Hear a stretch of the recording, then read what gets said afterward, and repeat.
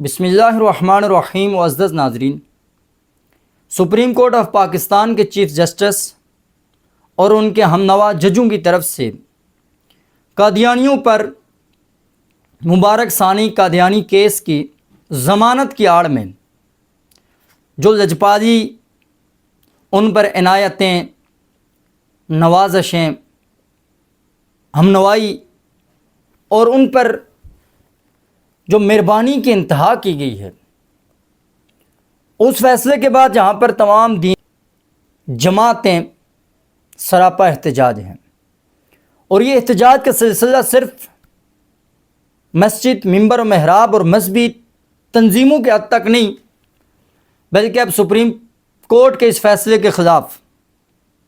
Parliament, Punjab assembly اور Khyber Pakhtunkhwa assembly کے اندر بھی اس فیصلے کے خلاف مذمتی قراردادیں منظور ہو چکی ہیں۔ پارلیمنٹ کی طرف سے ایک اس پر کمیٹی بھی قائم کر دی گئی ہے، لیکن یہ کیسے ممکن ہے؟ قادیانیت کے ہمنوا، قادیانیوں کے پے رول پر کام کرنے والے وہ بے ضمیر، سوداگر، ایمان فروش صحافی کیسے خاموش رہ سکتا ہے؟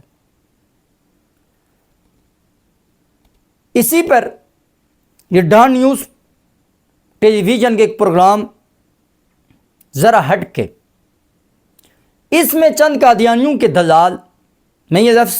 دلال ہی کہوں گا، کہ جس طرح ان قادیانیوں کے دلالوں نے، قادیانیوں کے وکیلوں نے اس پورے کیس کو تروڑ مروڑ کر اور پوری حقیقت کو مسخ کر کے قوم کو گمراہ کرنے اور یہ تاثر پیش کرنے کی کوشش کی ہے کہ قادیانی مظلوم ہیں، اور سپریم کورٹ آف پاکستان کی طرف سے ان کے حق میں جو فیصلہ دیا گیا یہ منوان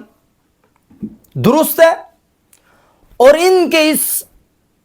مختصر سے جو بیان سوشل میڈیا پر اپلوڈ ہوا ہے، یہ تاثر دینے کی کوشش کی گئی ہے کہ اس ملک کے اندر اب تک جو بے امنی ہے،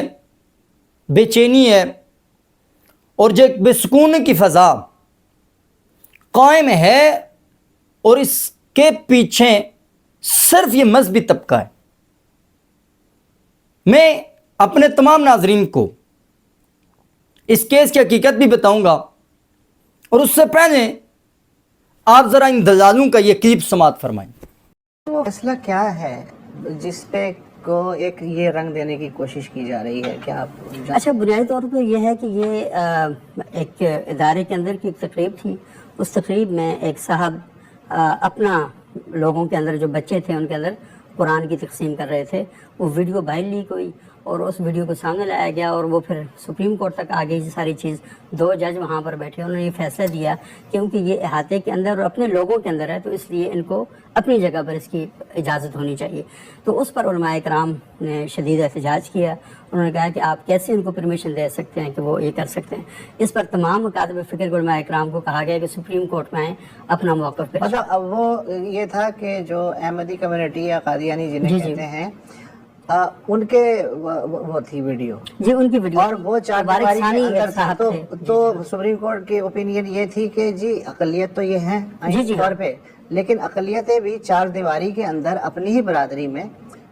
تبلیغ تو کر سکتی ہیں، وہ اپنے لوگوں تک تبلیغ کر سکتی ہیں۔ تو اس کو پھر کیا رنگ کیسے دیا گیا؟ کیا رنگ دیا گیا؟ اس کے اندر جو رنگ دیا گیا وہ یہ رنگ یہ دیا گیا کہ آپ اصل میں ان کو تبلیغ کی اجازت دے رہے ہیں، حالانکہ انہوں نے کہا کہ آپ تبلیغ ودن اپنی کمیونٹی کے اندر اور اپنے خاص گروپ میں کر سکتے ہیں، لیکن آپ علن اعلان پبلک کے اندر جا کے تبلیغ نہیں کر سکتے۔ عام مسلمانوں کے ساتھ ملنے جلنے کے لیے آپ شاعر اسلام کا استعمال نہیں کر سکتے۔ اور پھر یہ سپریم کورٹ نے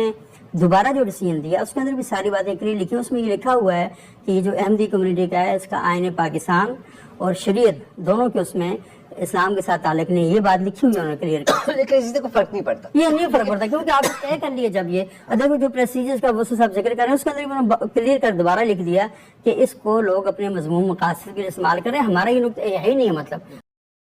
जी नाजरीन, ये वो 4 दलाल हैं कादियानियों के, शाहजेब जिलानी, सुब्बू सैयद, वसअतुल्लाह खान और ज़रार खोड़ो। कि देखें इस वीडियो में किस तरह से ये लोग डिटाई से, किस कदर इत्मीनान और किस कदर पुरसुकून अंदाज में पूरी एक हकीकत को मसक करके, यानी जो पार्लियामेंट के मेंबरान ने इस पर आवाज़ उठाई वो भी मुतशद्दिद हैं, Punjab assembly, Khyber Pakhtunkhwa assembly, Lahore high court bar association की तरफ से, जो वकला की तरफ से, जो उलमा मजहबी के तबके की तरफ से, जो इस सुप्रीम कोर्ट के फैसले के खिलाफ आवाज़ बुलंद की गई है, इन सब ने तमाम तरह, हालांकि सोशल मीडिया पर पूरी इस केस की तफसीलात मौजूद हैं, सब को नज़रअंदाज करके और अपने बातिल कादियानी फिक्र, कादियानी सोच, वो जो मुनाफिकीन का अंदाज होता है वो अपनाते हुए ये कहा कि जी पहली बात इसमें कि ये एक इदारे की तकरीब थी, तो उस इदारे की तकरीब में एक साहिब बच्चों में कुरान तकसीम कर रहे थे, उनकी वीडियो बन गई, वो वीडियो लीक हुई और ये इसको सुप्रीम कोर्ट तक लाया गया। इतना सा मुख्तसर सा जी वीडियो लीक हुई, सुप्रीम कोर्ट तक लाया गया। आप अंदाज़ा लगाएं ये किस कदर बेज़मीर, ये किस कदर गंदगी, गलाजत, खबासत और ये किस कदर सौदागर और किस कदर ये घटिया कमीने में बदबूदार ज़मीर और खमीर के बने हुए ये लोग हैं। और फिर क्या करें, सुप्रीम कोर्ट ने फैसला किया, ये काम अहाते के अंदर किया गया, लिहाजा इजाज़त होनी चाहिए, और ये 4 दीवारी में काम किया गया। और फिर ये कहा गया कि भाई मजहबी तबके की तरह इसमें यह रंग दिया गया कि भाई कादियानियों को तबलीग की इजाज़त दी गई, और फिर जो इसके अंदर ख़यानत और खबासत और कादियानी फ़िक्र को प्रमोट करने की, सुप्रीम कोर्ट ने तो कहा है कादियानी दार इस्लाम से खारिज हैं, और फिर इस पर वो ज़रार, वो जो जिसका जिक्र मस्जिद कुरान मजीद के अंदर भी ना, मस्जिद ज़रार, उसी ज़रार के नाम पर रखा गया ये नाम, ये कहते इसमें तो कोई फ़र्क ही नहीं पड़ता। ला हौला वला कुव्वता इल्ला बिल्लाह। हज़रात, मैं थोड़ी सी आपको इस केस के हवाले से मुख्तसर से डिटेल दूंगा कि जिसे ये कह रहे हैं वीडियो लीक हो गई है, असल में ये धंधा 2012-13 से कादियानी एक तहरीफ शुदा तफसीर छाप कर लोगों में तकसीम कर रहे थे। 2015 में ये केस हाईलाइट हुआ, केस मंजर आम पर आया, थानों के अंदर दरख्वास्तें दी गई, कोई सुनवाई नहीं हुई। चूंकि डीपीओ चनाब नगर ये सब कुछ उसकी सरपरस्ती में हो रहा था, और डीपीओ चनाब नगर इस तमाम तर इन कादियानियों की बेगैरतों, खबासतों और इनकी शैतानियों के पीछे ये शख्स खड़ा था। हमारी दरख्वास्तों को थानों में, चौकियों में रद्दी की टोकरी में फेंक कर नज़रअंदाज कर दिया गया, यानी उनके नज़दीक कोई जुर्म ही नहीं था। इस मसले पर हत्ता कि वज़ीर आज़म हाउस, ह्यूमन राइट्स और सुप्रीम कोर्ट तक दरख्वास्त दायर की गई कि कादियानी ये काम कर रहे हैं, लिहाजा इन्हें रोका जाए। वज़ीर आज़म हाउस की तरफ से औकाफ के वज़ीर की निगरानी में एक कमेटी बनाई गई, और वो कमेटी जाती है जाकर चनाब नगर उस प्रेस का दौरा करने के लिए, लेकिन उस कमेटी को उस प्रेस का दौरा करने की भी इजाज़त नहीं दी गई। जो एक मरतबा कमेटी ने उस प्रेस का विजिट किया तो यही डीपीओ चनाब नगर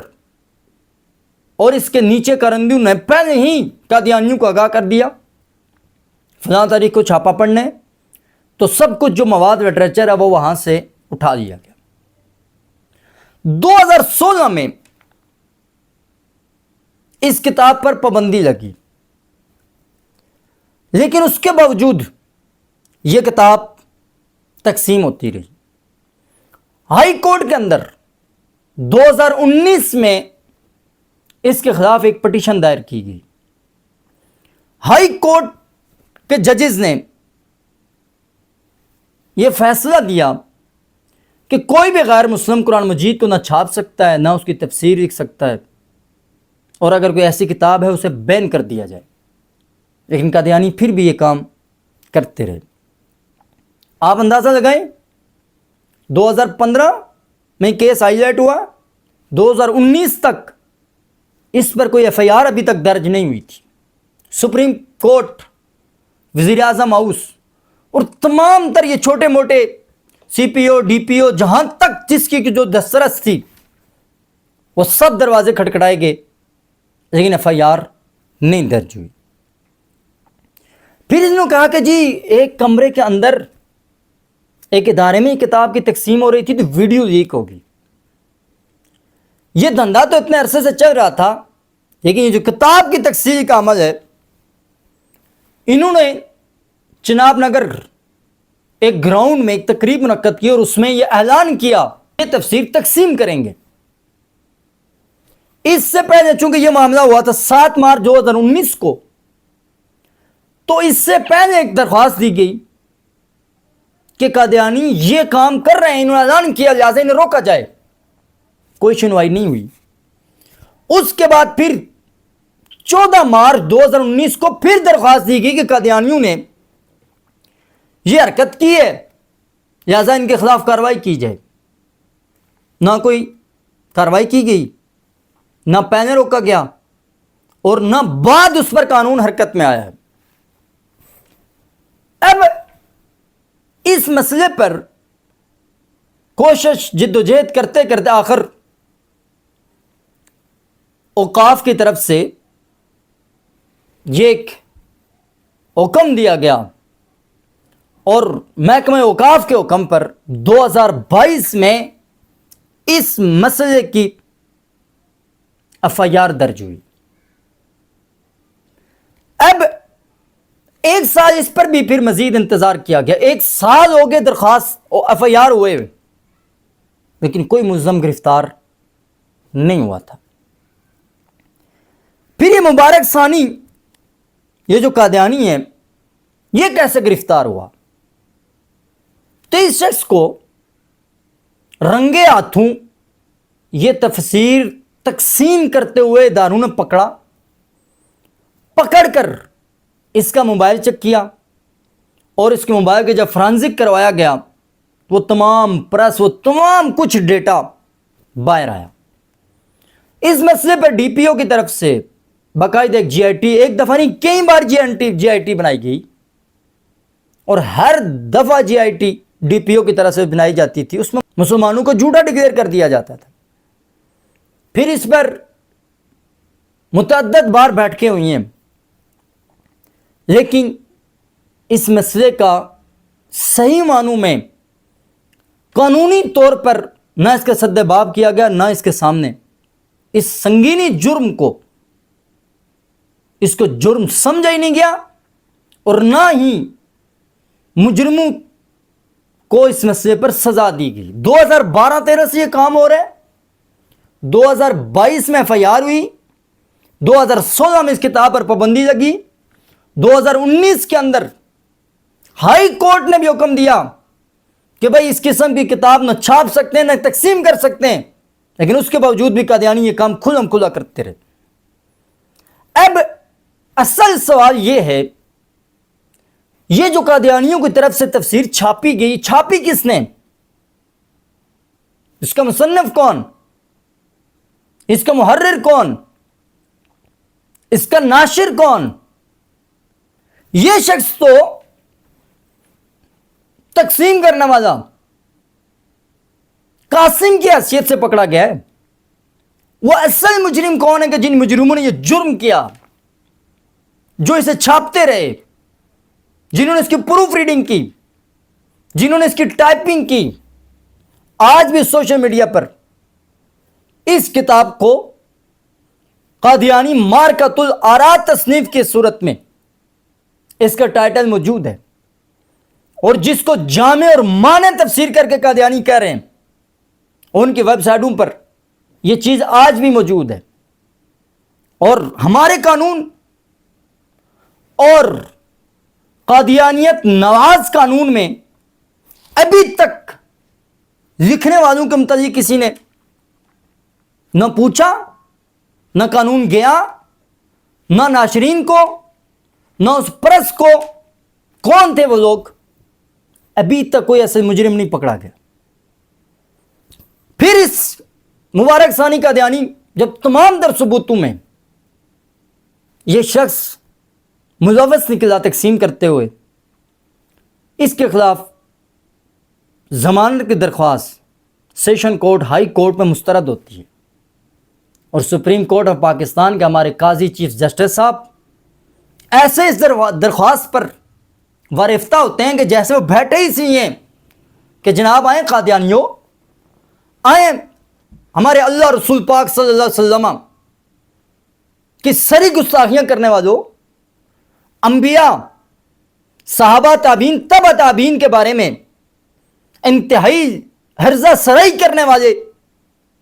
بے ادب اور گستاخوں, سپریم کورٹ آف پاکستان آپ کے یہ دروازے کھلیں,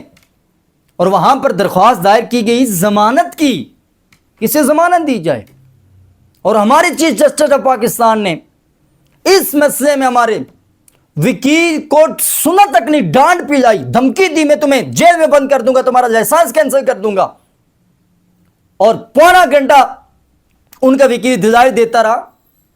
تو سپریم کورٹ آف پاکستان کے چیف جسٹس صاحب سمے نہ واتا نہ کر کے ان کے سامنے سمن بکمن امیون کے مصداق بیٹھے رہے. اب یہ مختصر سی سٹوری میں نے آپ احباب کے سامنے حضرات اس وجہ سے گوش گزار کی ہے کہ کس قدر ہمارے اس معاشرے میں ہمارے ٹیلی ویژن پر بیٹھ کر اپنے آپ کو انتہائی حقیقت کو اجاگر کرنے والا, صحافت کے علمبردار, حق اور سچ کے پیغمبر اور حق کو سخت کو اجاگر کرنے والے یہ صحافی,